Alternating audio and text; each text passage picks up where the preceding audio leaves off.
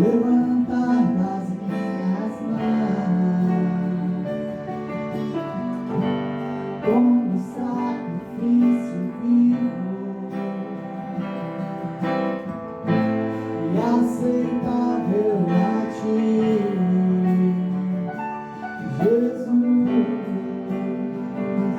Jesus, Jesus.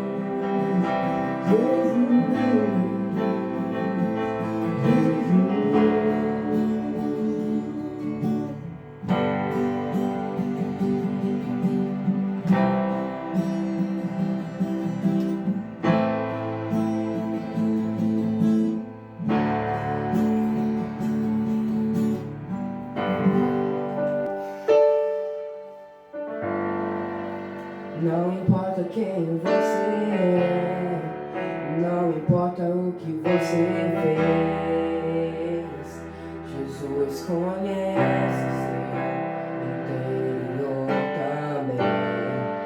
Quantas vezes você caiu tentando acertar, mas a tristeza e o desespero te fizeram chorar.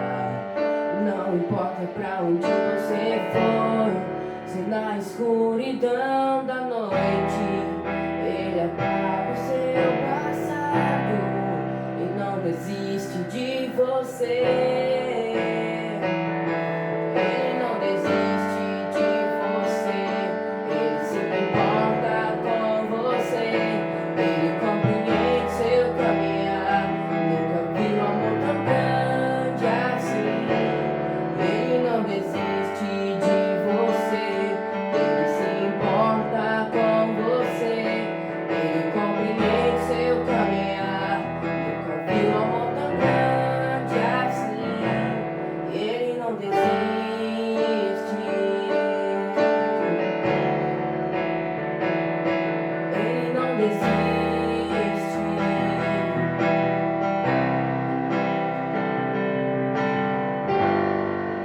Não importa quem você é, não importa o que você fez, Jesus conhece seu interior também.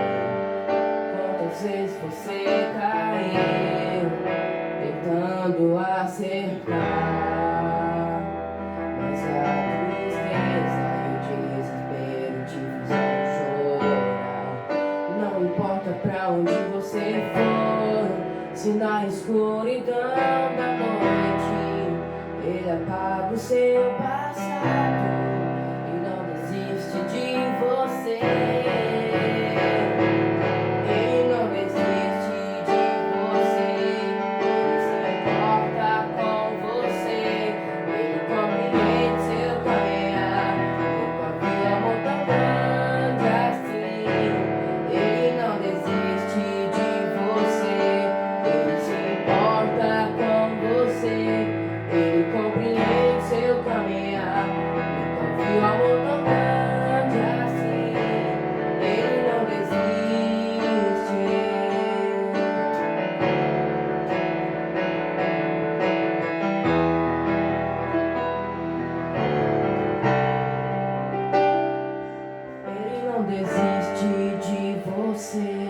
Ele se importa com você, ele compreende seu caminhar. Nunca viu amor tão grande assim, ele não desiste.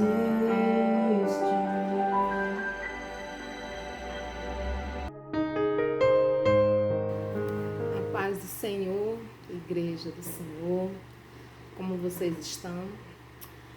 Hoje gravando mais um vídeo sobre uma série de estudos que o Senhor colocou no meu coração sobre o surgimento da igreja. Nessa questão do coronavírus, as portas da igreja foram fechadas. E com as portas da igreja sendo fechadas, houve um grande conflito. Palavras, frases surgiram, críticas surgiram. A igreja não pode ser fechada. A igreja é o lugar onde as pessoas vão para receber oração, para receber um abraço, para receber imposição de mãos, para receber, e junto com os irmãos, parece que a atmosfera de adoração é diferente. Então veio ao meu coração um desejo grande de estudar. Eu vou estudar junto com você sobre o surgimento da igreja, o que é igreja, como ser igreja, aonde nós somos igreja, sempre existiu igreja? Qual que é a história da igreja até os nossos dias? Então nós vamos estar nessa série de estudo falando exatamente sobre essa questão. Amém? Então se você tiver alguma pergunta, você vai anotar a sua pergunta, você vai mandar para mim no WhatsApp, né? E eu vou estar lendo essas perguntas, você pode colocar nos comentários aí no vídeo abaixo. Não se esqueça de curtir, né, se inscrever no canal e compartilhar para que a gente possa alcançar um número de 1000 pessoas para a gente poder fazer a transmissão ao vivo, né? Se bem que creio eu que esse canal a gente só fez, não foi para conseguir seguidores, mas na realidade para alcançar o coração da igreja local, a Igreja de Deus Novo Horizonte, né, e a congregação Montes Belo. Nós estávamos fazendo os cultos pelo WhatsApp, estava pesando muito. Vamos orar ao Senhor? Senhor, meu Deus e meu Pai, nós queremos nessa hora apresentar este momento de estudo da palavra do Senhor. Pai, em nome do Senhor Jesus, nós queremos estudar, ó Deus, sobre a igreja. Né? O meu coração, ó Deus de Israel, quando surgiu a questão para fechar a igreja, eu orei, eu pedi sinais e o Senhor respondeu, né? E respondeu dentro da palavra, e respondeu com visão.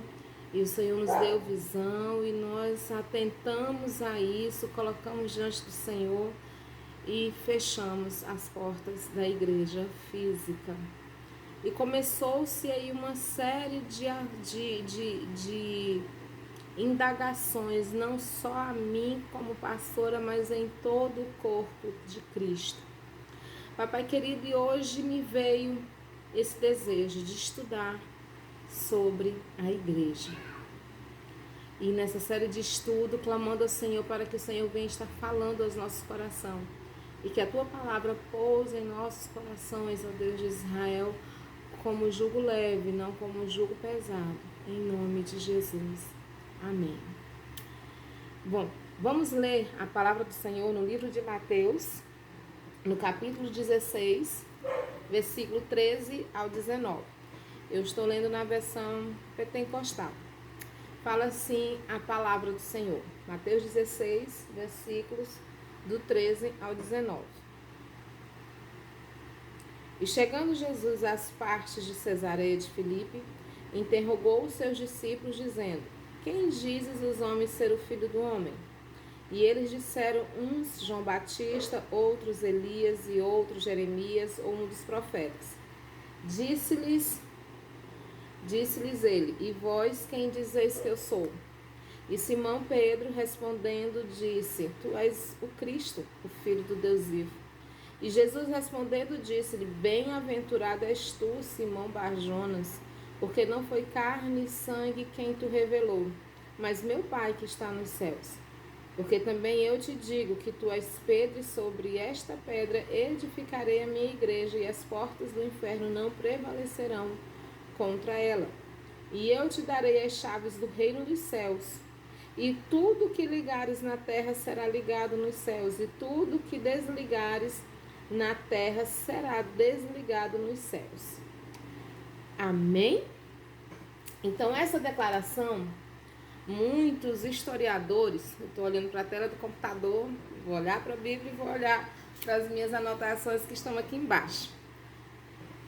Então, essa declaração, alguns historiadores dizem que surgiu a palavra igreja, ela veio nesse sentido que nós estamos entendendo nos dias de hoje, nesse trecho aqui, quando Jesus, fala com seus discípulos. Quando Jesus questiona para eles: quem vocês acham que eu sou? Quem vocês acham que eu sou? E Pedro disse: tu és o Cristo, filho do Deus vivo. E o próprio Cristo disse: Simão Barjonas, não foi carne nem sangue que tu revelou, mas pelo Espírito. E ali o Senhor declarou sobre Pedro que ele seria a igreja. Sobre esta pedra edificarei a minha igreja, te darei as chaves do reino dos céus. Que ligares na terra será ligado no céu, que desligares será desligado. Nós vamos estudar esse contexto também. Só que para a gente entender um pouco mais sobre ser igreja, nós precisamos voltar bem atrás. Eu entendo que eu preciso entender algumas questões que às vezes são até um pouco chatas, porque eu tenho que entender um pouco a historicidade da Bíblia. Lá no capítulo 18 do primeiro livro de Reis, e aí a seguir, vai nos contar a história do final do reinado de Salomão, onde o filho dele, Roboão, assume. Quando Roboão assume o reino, estavam todas as tribos ali com Roboão.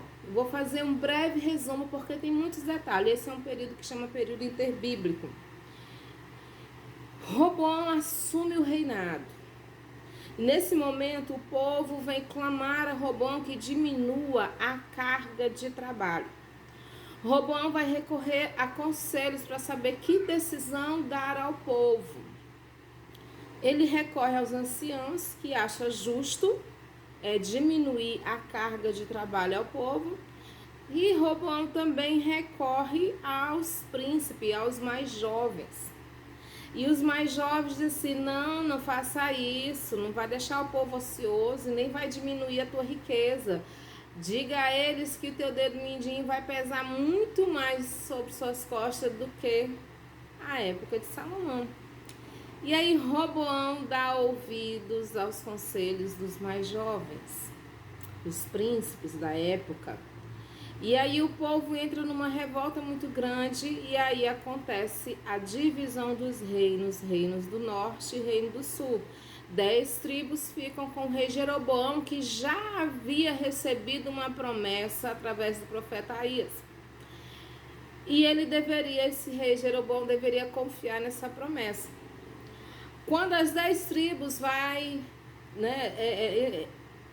para junto de Jeroboão, e Jeroboão torna-se rei dessas 10 tribos, ficando apenas 2 com o rei Roboão, ficando apenas Judá, e uma outra tribo, a tribo de Levi, se não me engano, ficando apenas essas 2 tribos para que se cumprisse a palavra do Senhor dita a Davi, a promessa feita a Davi, que da linhagem dele viria o Cristo, viria o Messias. O rei Jeroboão, com as 10 tribos, reinando sobre as 10 tribos. As 10 tribos tinham que voltar uma vez no ano a Jerusalém, no reino do sul, e ele estava no reino do norte, que é conhecido como Israel. E aí nesse reino, as tribos desciam para adorar, para prestar sacrifícios, de acordo com a lei em Jerusalém. Jeroboão ficou com medo do pessoal vir até o reinado de Roboão e permanecer e não voltar mais, Ficou com medo do pessoal sentir saudades e não voltar mais. Então Jeroboão resolveu dar um jeitinho. Criou um bezerro de ouro onde as pessoas pudessem ali fazer a mesma coisa que fazia em Jerusalém, agora fazendo em Israel, no Reino do Norte. E aí Deus castigou, porque idolatria e desobediência, falta de confiança, Deus veio mesmo com castigo. E o castigo nessa época era através dos opressores. E o opressor que veio para o Reino do Norte foi a Síria. E a Síria utiliza um método chamado de miscigenação. E aí ela mistura esses povos com outros povos. A capital ali nessa época era Samaria. E aí o reino de Israel agora perde totalmente a sua identidade. Surge aí os samaritanos. E eles estão perdendo a identidade porque o rei da Síria, ele mistura todo mundo ali, destruindo mesmo a identidade, né, de povo, do povo, falando outras línguas, misturando outros deuses, misturando o povo de Israel com outras nações, nascendo outras famílias, nascendo outros parentescos.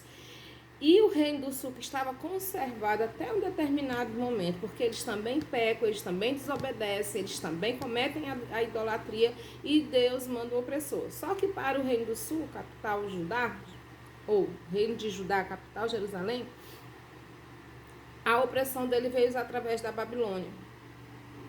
A Babilônia, ela os oprime em 3 levas.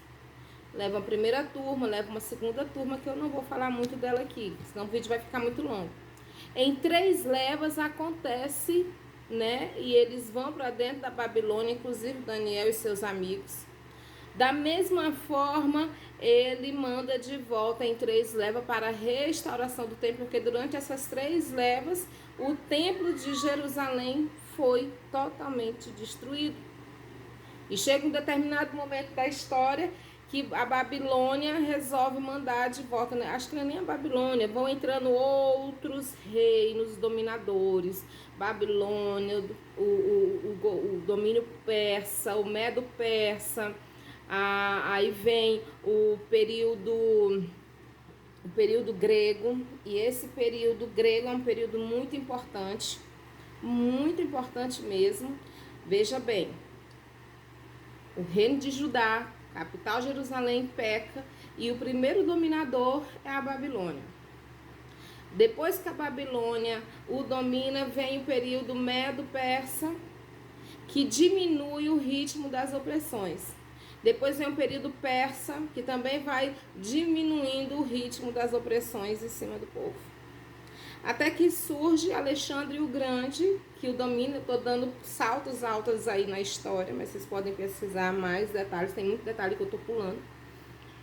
Até que Alexandre o Grande assume o domínio grego, e aplica o sistema de expansão helenística, colocando a língua grega como língua principal, como língua, né, original ali naquele local, como língua principal onde todos devem falar. E aí eles começaram a falar a língua grega. O Antigo Testamento é escrito todo no hebraico, e o Novo Testamento vai ser escrito na língua grega, a língua da razão. Alexandre o Grande morre, e aí surge um período de silêncio, onde há uma revolta, chamada Revolta dos Macabeus, porque nesse período surge Antíoco Epifânio, que faz uma atrocidade de sacrificar uma porca no altar do templo. E aí a família dos Macabeus se revoltam contra isso, e começam ali a guerrear e destroem Antíoco Epifânio, né? E ali surge um novo domínio dos Macabeus, e que vai se transformando quase numa dinastia, e por fim o último dominador, o domínio romano, que assume o governo dos reinos do norte, dos reinos do sul, e ele implanta a Pax Romana. Daí começa-se a escrita do Novo Testamento. E na escrita do Novo Testamento, né, quando Cristo vai nascer, surgem alguns decretos para que profecias sejam cumpridas. E tudo isso faz parte do surgimento da igreja. Porque até o momento o templo foi destruído. As pessoas viviam em guerra, viviam sendo perseguidos, viviam sendo oprimidos. E como que eles faziam para cultuar ao Senhor? Como que eles faziam para cultuar? Como que eles faziam? Eles tinham que ir ao templo, sacrificar animais, tinham que matar, tinha os holocaustos, tinha os sacrifícios, tinha os dias, tinha as festas, tinha o dia da Páscoa que eles deveriam realizar. Chegou um período da história que eles não se reuniam. Toda vez que eles se reuniam, eles exerciam, eles praticavam a ceia. Eles não reuniam sem fazer a ceia, sem fazer a Eucaristia. Mas isso já depois, né, da morte de Cristo, já depois que a igreja foi realmente instituída. E aí quando o domínio romano, quando Herodes, e aí tem uma dinastia de Herodes que eu também não vou entrar em detalhes, surgem também os decretos. Esses decretos, salvo engano, o primeiro decreto foi para matar as criancinhas, porque iria surgir um rei, ia nascer o rei maior do que Herodes.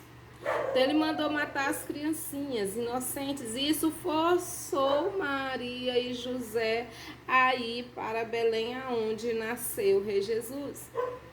Nesse momento, quando Jesus nasce, também existe um fato interessante. Estavam lá os 3 magos, os 3 pastores, cuidando de suas ovelhas, que também receberam uma ordem de Deus de parar de cuidar das suas ovelhas para ir ver o que estava acontecendo, para ver o que estava surgindo, para seguir uma estrela que iria guiar até o Salvador. Pararam de cuidar das ovelhas. Um decreto fez Maria e José sair de sua cidade para ir para outra cidade, só para que se cumprisse a profecia. E agora há uma ordem para que os pastores parem de cuidar das suas ovelhas por um determinado momento de tempo, para ir ver o que estava surgindo, o que estava acontecendo. E eles entenderam que era o Cristo que estava nascendo, levaram os presentes, encontraram a criança. Surgiu um novo decreto, que foi o decreto do recenseamento, onde obrigava a família de Maria e José a voltar à sua cidade de origem. Tinha necessidade deles cumprirem todos esses decretos? Tinha que fazer ali todas as circunstâncias que aconteceram, o decreto do rei Herodes, né, o decreto de César, a questão do Senhor, né, conduzir os pastores a parar de cuidar das suas ovelhas e ver o que estava acontecendo, sair ali de cena para ver o Cristo ser revelado, ser manifestado, nascer, levar os presentes ali para Jesus. Tudo isso vai contribuindo para o surgimento da igreja. Não sei se vocês estão me entendendo e compreendendo aonde eu quero chegar. Muitas vezes cumprimentos, decretos, nos fazem a passar e a viver o tempo que Deus quer que a igreja hoje viva. Né? E esses decretos me chamam muita atenção numa pregação do Luiz Hermínio, em que ele prega no dia 4 de abril, Café com os Pastores. Se vocês quiserem assistir, é muito interessante. E esses decretos, eles vão sendo conduzidos no caminhar da história para que essa igreja surja. Porque até esse momento, o povo de Deus, ele se reuniu em sinagogas. E na sinagoga, o sistema de culto, né, era oração e leitura da palavra e interrogações sobre elas. E não eram todos que participavam ali, existiam doutores da lei. Quando o templo foi construído, a mesma forma de culto continua a ser estabelecida. Tinha os louvores, tinha os cânticos, né? Tinha o momento da leitura da palavra, que era com muita reverência. Os judeus tinham o hábito que nós devemos ter também de memorização da palavra. O menino muito cedo já aprendia a palavra, e ele só conseguia aprender a palavra porque os pais cumpriam com um decreto que está lá no livro de Deuteronômio, onde os pais devem inculcar a lei do Senhor na cabeça do menino. E o menino ia aprendendo com os pais, ia para as sinagogas e aprendia com os pais a lei. Então, muito cedo, eles tinham esse hábito de memorização. Ainda hoje eles têm esse hábito da memorização. E quando eles iam para a sinagoga no sistema de culto, não era qualquer um que estava ali, eram pessoas entendidas, muito entendidas da lei. O conhecimento ali era muito grande da lei. Só não existia muito, era a manifestação do poder de Deus na palavra que deveria existir. E aí, nesse percurso do nascimento de Jesus, Jesus nasce, passa um período de tempo, ele nasce, ele desenvolve, ele faz interrogações ali, ainda adolescentes acorda.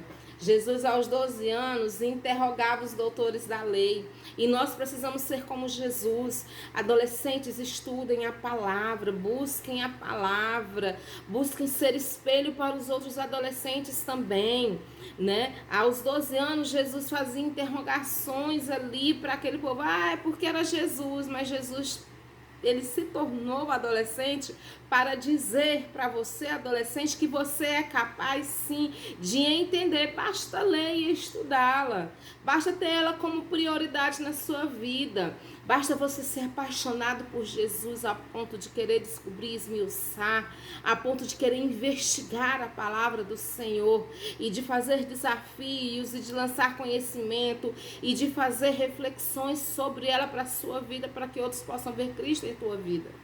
E nessa forma foi surgindo a igreja, porque Jesus ia no templo ou ia nas sinagogas, onde estavam os doutores da lei e estudando a palavra do Senhor. Ainda existia sacrifícios aqui? Sim, existiam os sacrifícios, existia o guardado da lei, porque eles, né, eram doutores da lei. Existia sim, com certeza. E aí, nunca tinha se ouvido falar tão claramente no maior propósito de Deus para a história da humanidade, quanto aqui em Mateus, no capítulo 16, no versículo 13. Quando ele faz essa pergunta: quem vocês acham que eu sou? E o Pedro responde: tu és o Cristo, o Filho do Deus vivo. E nesse momento Cristo faz a maior declaração da história: tu és Pedro, tu és rocha, e sobre esta rocha edificarei a minha igreja. Sabe quem que o Senhor edificou como igreja? Você. Você foi declarado igreja. Pedro foi declarado como igreja. E com o passar do tempo na história, nós vamos ver muitas coisas interessantes sobre a igreja, sobre o surgimento do templo. Minhas anotações aqui estão caindo. Aí eu estou arrumando aqui para poder falar para vocês algo interessante. A congregação local de crentes, por exemplo, redimidos de todas as idades, que seguem Jesus Cristo como Salvador e como Senhor, nos 4 evangelhos, o termo igreja é encontrado somente aqui em Mateus 16, 18 e no 18 ao 17. Tal raridade em seu uso nos livros que relatam a vida e o ministério de Jesus seja talvez mais bem entendido pelo fato de que a igreja, como corpo de Cristo, não teve início antes do dia de Pentecostes. Observe que aqui é uma declaração. Mas Jesus ainda está sobre a terra, Jesus ainda está fazendo discípulos, Jesus ainda está com os leprosos, Jesus ainda está com o povo, Jesus ainda está curando, está libertando, está expulsando, está formando um grupo que vai se unir e levar o evangelho a toda criatura e vai formar, e esse corpo de Cristo vai crescer. Antes do dia de Pentecostes, na ascensão de Jesus, lá em Atos, no capítulo 2, versículos do 1 ao 4, vai dizer: e cumprindo-se o dia de Pentecostes, estavam todos reunidos no mesmo lugar, e de repente veio do céu um som como um vento veemente e impetuoso, e encheu toda a casa em que estavam assentados. Encheu toda a casa em que estavam assentados, e foram vistas por eles línguas repartidas como de fogo, as quais pousaram sobre cada um deles, e todos foram cheios do Espírito Santo e começaram a falar outras línguas. É nesse momento que o corpo de Cristo começa a crescer, porque eles receberam uma ordem, Atos 1:8. Mas recebereis poder ao descer sobre vós o Espírito Santo. Antes vai dizer que eles precisavam permanecer em Jerusalém, depois eles iam para a Judéia, depois eles iriam para Samaria, até os confins da terra. E iriam formando congregações do corpo de Cristo, aonde a igreja estaria reunida, para que outros se tornassem igreja através da igreja que foi instituída. Eu e você. O fato de a igreja ter se iniciado no dia de Pentecoste pode ser demonstrado de várias maneiras. Primeiro, o próprio Cristo declarou a existência da igreja como algo do futuro, Mateus 16:18. Segundo, ela foi fundada sobre a morte, a ressurreição e a ascensão de Cristo, e o cumprimento de tal fato não seria possível antes do Pentecoste. Está lá em Efésios, no capítulo 1, versículos do 15 ao 23. Nós percebemos esse fato depois que Cristo morre, ressuscita e ascende ao céu e sobe aos céus, né? Isso não seria possível antes do Pentecoste. Aí há o Pentecoste. Aí há o cumprimento. Aí há o surgimento da igreja. Terceiro, não poderia haver igreja até que ela fosse totalmente comprada com o sangue de Cristo. Efésios 2:13.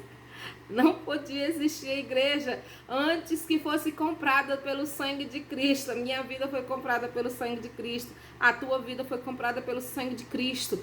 Nós somos comprados por bom preço. O Senhor Jesus nos comprou. Ele estabeleceu a igreja. Ele te estabeleceu a igreja. Nós nos acostumamos ao templo e transformá-lo ele em igreja, mas você é igreja. Lá no templo é o acompanhamento, é o fundamento, aonde nós vamos ganhar, onde nós vamos testemunhar, aonde nós vamos adorar, para que outros vejam Cristo em nós, vejam a igreja em nós e se tornem igreja como nós, pelo sangue de Cristo Jesus.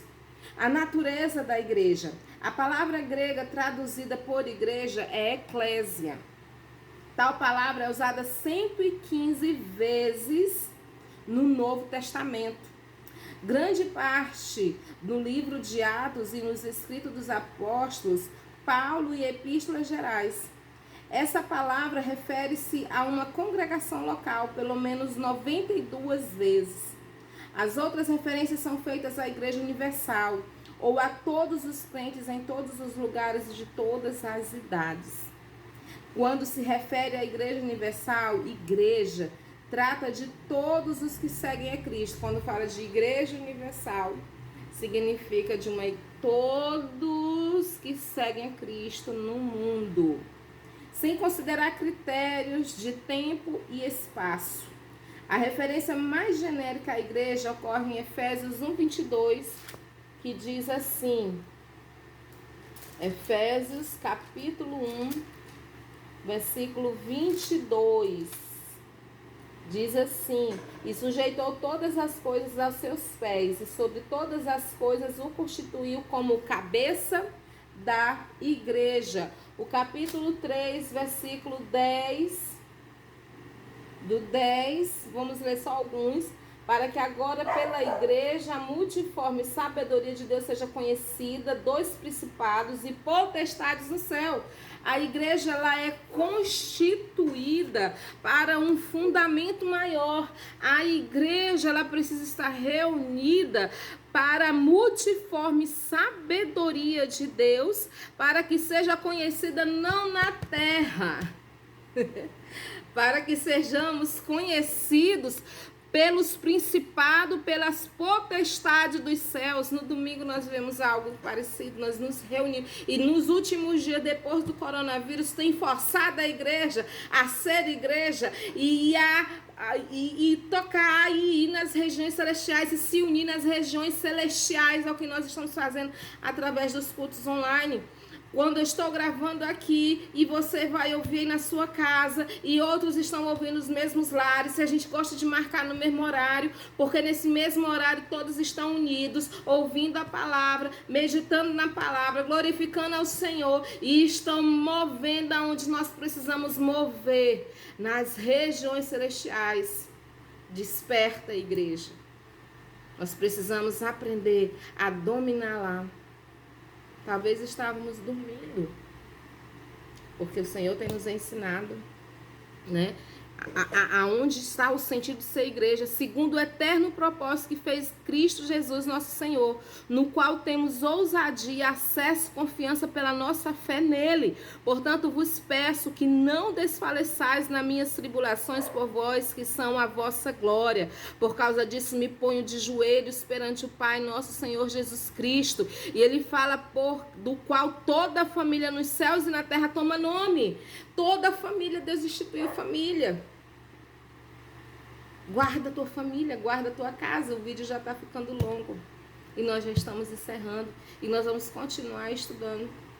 E aí nós vamos lendo aqui, ó, ele fala que toda a família nos céus e na terra toma nome, para que segundo as riquezas da sua glória vos conceda que sejais corroborados com poder pelo teu espírito, pelo homem interior, para que o homem interior, para que Cristo habite pela fé no vosso coração, a fim de que estando arraigados, fundamentados no amor.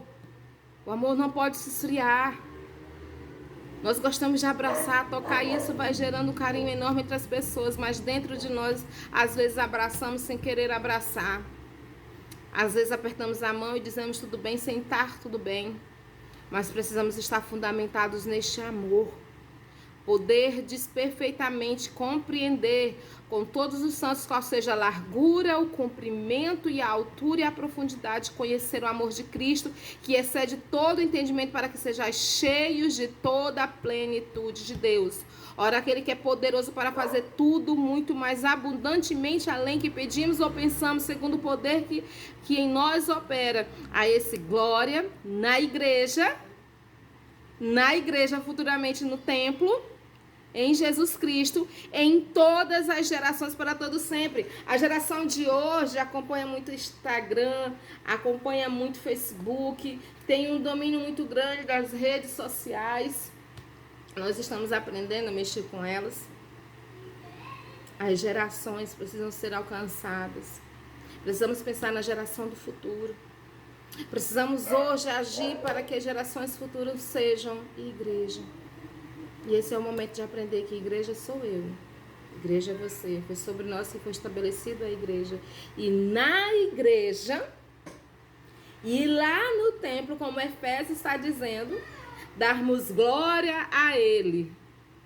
Darmos glórias ao seu nome, para que as gerações futuras aprendam a ser igreja, e na igreja continuar adorando, continuar proclamando, fundamentando a igreja com a natureza que o Senhor quer que sejamos. E essa natureza é ser igreja universal. Refere-se a todos os crentes de todas as idades.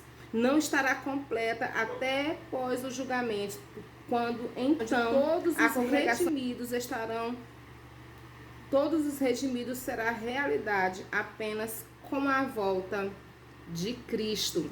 Apenas com a volta de Cristo. Quando Cristo voltar, Hebreus vai nos dizer algo interessante. Estou procurando aqui Hebreus.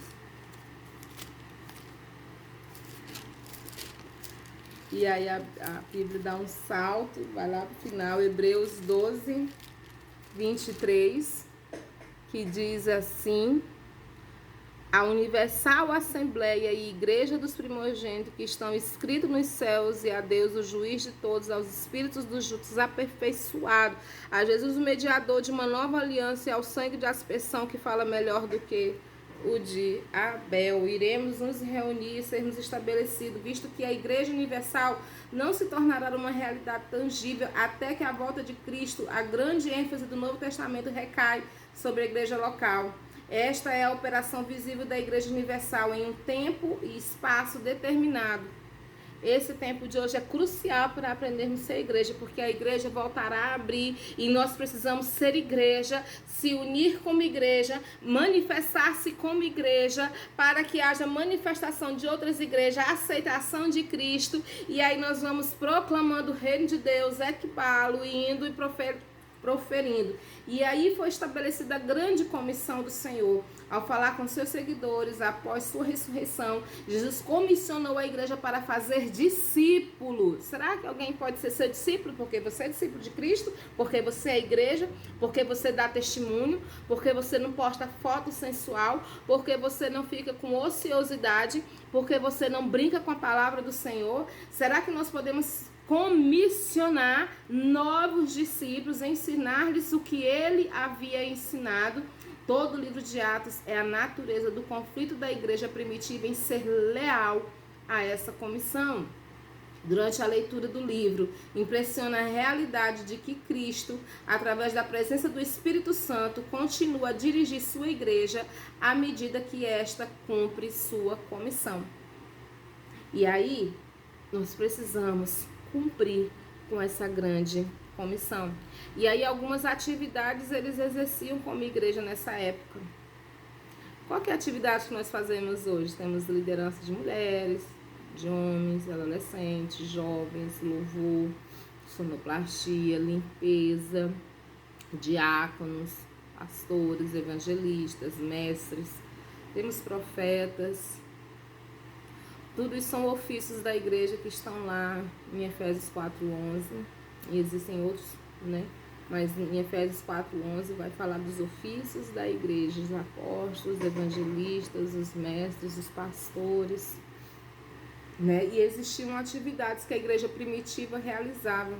E vocês estão entendendo como é que foi formando a igreja? Não existia uma igreja. Começou aqui em Robô e Jeroboão a separação dos povos, e aí houve desobediência, houve desestrutura, houve domínios, houve exílio, houve dominadores, houve, né, uma estratégia de querer matar a língua materna deles, uma obrigação. Depois veio os romanos como os dominadores, os decretadores. Eles começaram os decretos e o povo de Deus obedecia os decretos, desde que não infligia nos decretos do Senhor, mas quando era para cumprimento da vontade do Senhor, todos eles obedeciam. E este momento é uma vontade do Senhor para que nos tornemos igreja e exerçamos as atividades de ser igreja.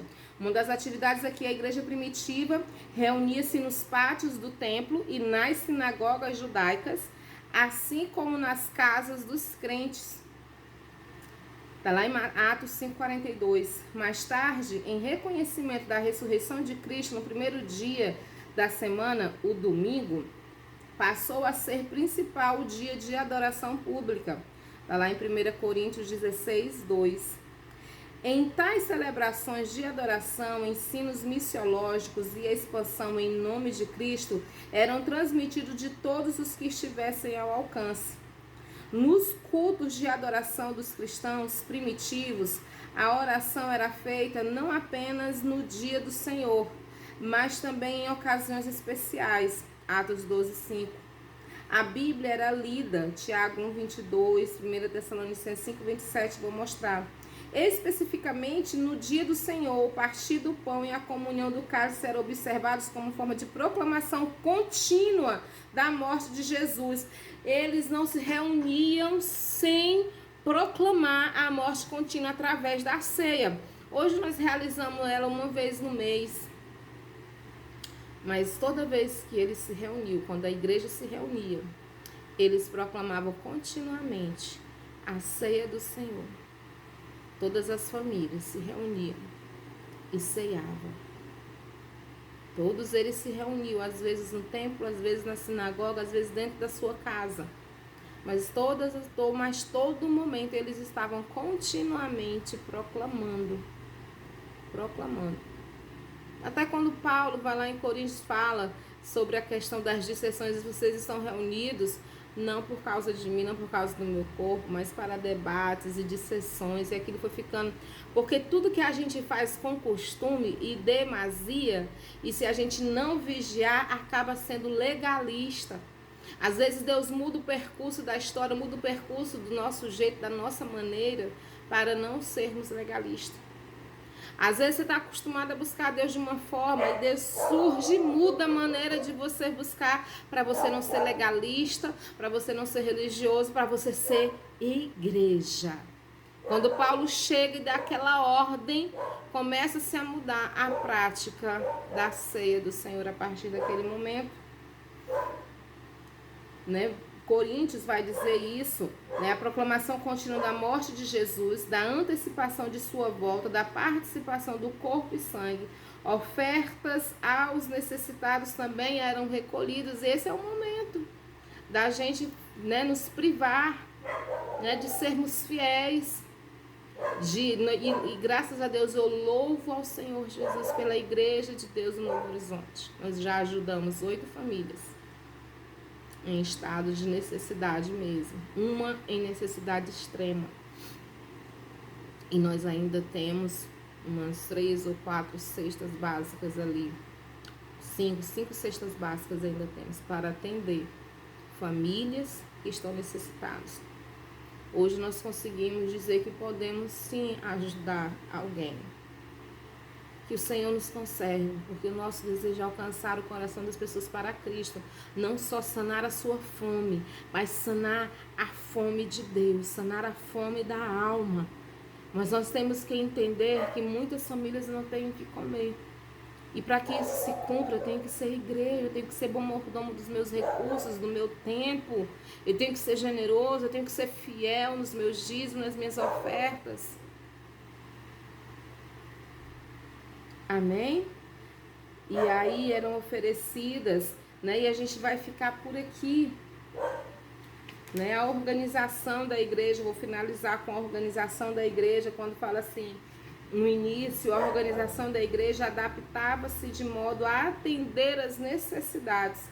À medida que se tornou mais organizada, no entanto, os ministros da igreja começaram a existir, né, os ministros, e isso vai existir quando o Senhor diz que dá, né? Alguns ele constituiu, alguns ele deu, né? E aí ele fala que estes que começaram a existir são os apóstolos, os profetas, os evangelistas, os presbíteros, os bispos, os ministros, os mestres, as diaconisas, os diáconos, dentre outros tantas formas de lidarmos, os anciões, né, com a forma de falarmos sobre a diretoria da igreja, e foi sendo instituída, a maneira como a igreja foi sendo organizada. Embora atualmente a organização da igreja varie conforme a denominação, o padrão e o propósito do Novo Testamento permanecem um modelo para as igrejas à medida que estas cumprem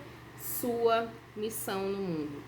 Ide, portanto, por todo mundo, pregai o evangelho a toda criatura, ensinando e batizando-as em nome do Pai, do Filho e do Espírito Santo de Deus. Essa é a grande ordem, essa é a grande comissão, essa é a igreja do Senhor. Feche os teus olhos. Nós vamos continuar essa série de estudo e vamos voltar lá para Mateus 16 para continuar explicando essa série de estudos, em nome de Jesus. Feche os teus olhos, pense, reflita que você é a igreja. Que igreja você tem sido? Que igreja você é? É a igreja que Cristo constituiu?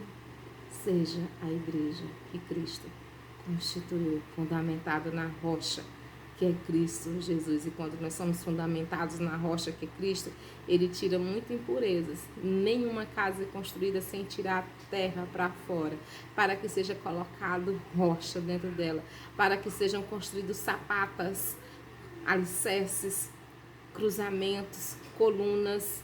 É assim que o Senhor fortalece a igreja. Fecha os teus olhos e ore ao Senhor.